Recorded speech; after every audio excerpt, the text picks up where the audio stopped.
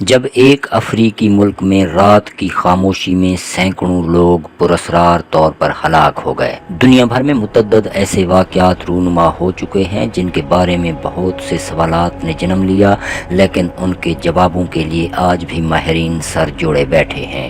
ایسا ہی ایک واقعہ افریقی ملک کیمرون میں پیش آیا کہ جہاں ایک تاریک رات میں متعدد افراد ہلاک ہو گئے۔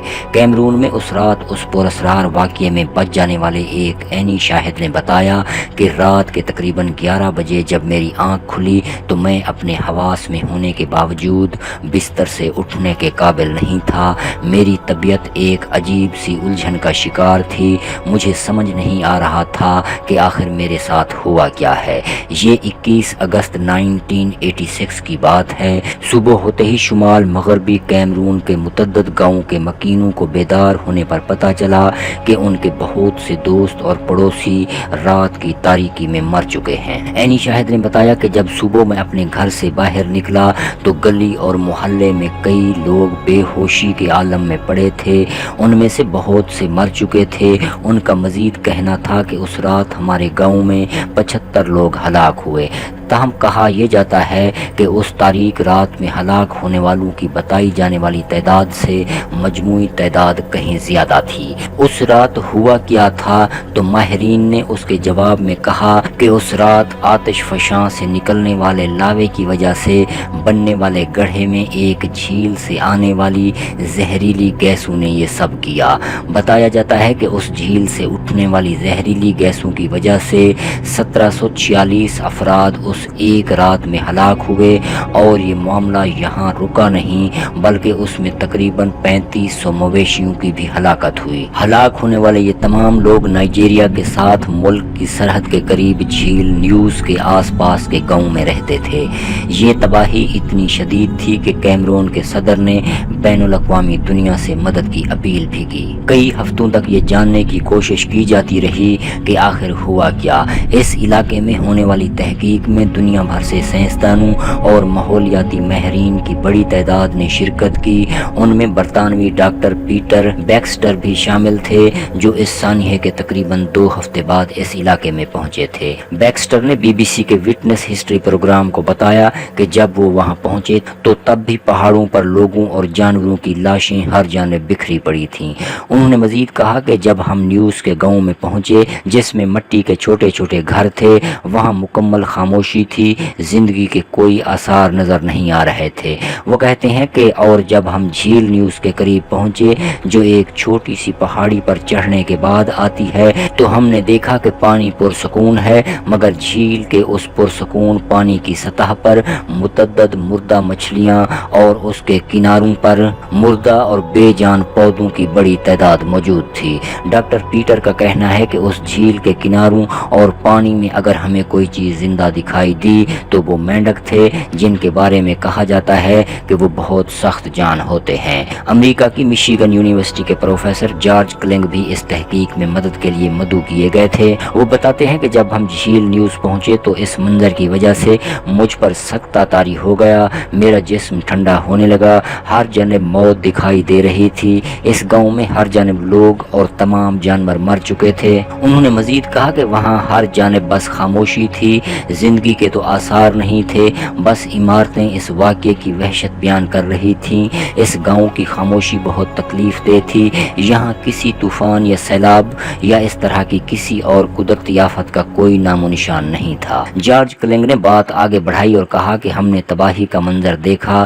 تباہی سے پہلے جھیل ایک بہت ہی خوبصورت جگہ تھی جس کا پانی انتہائی صاف اور شفاف تھا۔ 1 سال پہلے یہ وہی جھیل تھی جس میں ہم تیراکی کر رہے تھے، لیکن اب وہاں ایسا کچھ بھی نہیں تھا۔ اس جھیل کے پانی کو دیکھ کر ایک عجیب سی وحشت طاری ہو رہی تھی۔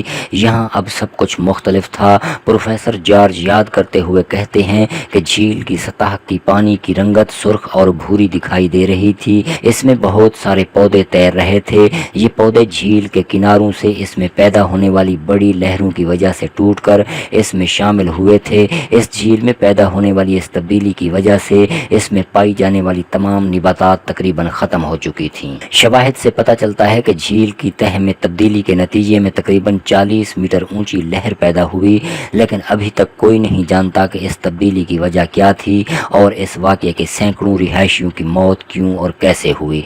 ताहम एक मुश्तबा बात जो सामने आई या जिसका जिक्र बार बार हो रहा था वो ये थी कि ये ख्याल किया जाता है कि ये हलाकतें आतिश फशां फटने से खारिज होने वाली गैसों की वजह से हुई। ताहम पीटर बैक्स्टर इस बात के शवाहिद या निशानात की कमी की वजह से इंतहाई हैरान थे। उन्होंने BBC को बताया कि आतिश फशां फटने की वजह से किसी बड़े धमाके की कोई इतला नहीं थी और ना ही इस तबाही के आसार थे कि जो आतिश फशां के फटने की सूरत में पैदा हुए हों। वो कहते हैं कि हम एक ऐसी सूरत हाल का सामना कर रहे थे जहाँ बहुत से लोगों की मौत हो गई थी, लेकिन ज़मीन और इन इमारतों को बहुत कम नुकसान पहुँचा था जिसमें वो रहते थे। एक ऐनी शहद ने बताया कि मैं मौत के बहुत करीब था, लेकिन फिर मैंने जैतून का तेल पीने का फैसला किया। उसके फ़ौरन बाद मुझे कै हुई जिसमें मेरे अंदर से काले रंग का कोई मादा निकला जिसमें अंडे या बारूद जैसी किसी चीज़ की बू शामिल थी। ये वो वजाहत थी कि जिसने इस गांव में होने वाली पुरअसरार हलाकतों की तह तक पहुंचने और उसकी वजूहात जानने में मदद की और यूं एक अहम सुराग हाथ लगा। इस सब के बाद कहा गया कि हज़ारों टन कार्बन डाइऑक्साइड गैस झील की तह से खारिज हुई और आतिश फशां की ढलवान से होते हुए नीचे वादी तक पहुंची।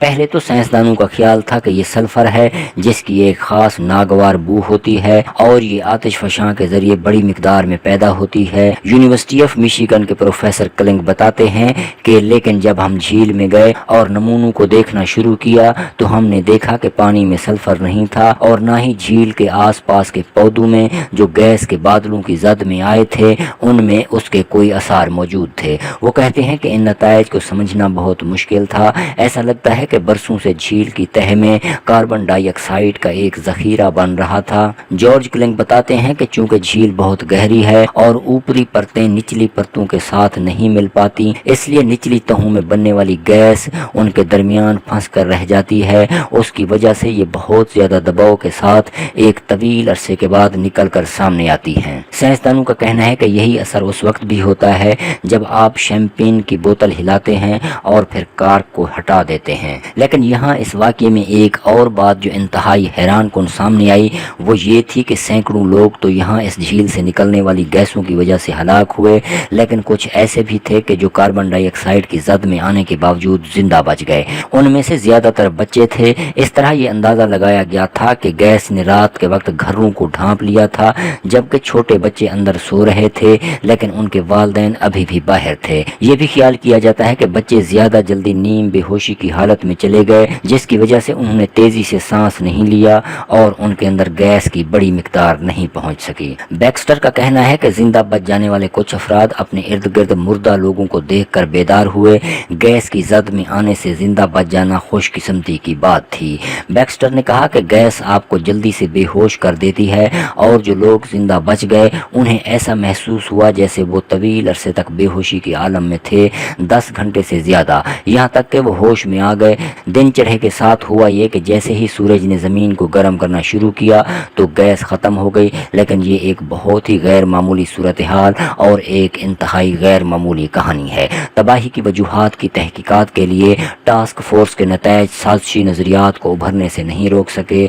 बैक्स्टर कहते हैं कि कुछ मकामी लोगों ने यह कहना शुरू कर दिया कि बैरूनी ममालिक ने एक खुफिया बम गिराया और ये साइंसदानों की एक बैनुल-अक़वामी साजिश थी। ताहम अभी तक ये मालूम नहीं हो सका कि 1986 में गैस के अखराज की असल वजह क्या थी। सबसे ज़्यादा तस्लीम शुदा मफरूज़े में से एक ये है कि झील की तह में लैंड स्लाइडिंग हुई थी। न्यूज़ खित्ते में रहने वाले लोगों के लिए अब भी एक मुमकिन ख़तरा है। 1986 जैसे सानहे से बचने की कोशिश में पाइपों का एक निज़ाम नस्ब किया गया ताकि कार्बन डाइऑक्साइड को अगर निकाला जाए तो उसके रुख को बाहिफाजत तरीके से किसी और जानिब मोड़ा जा सके।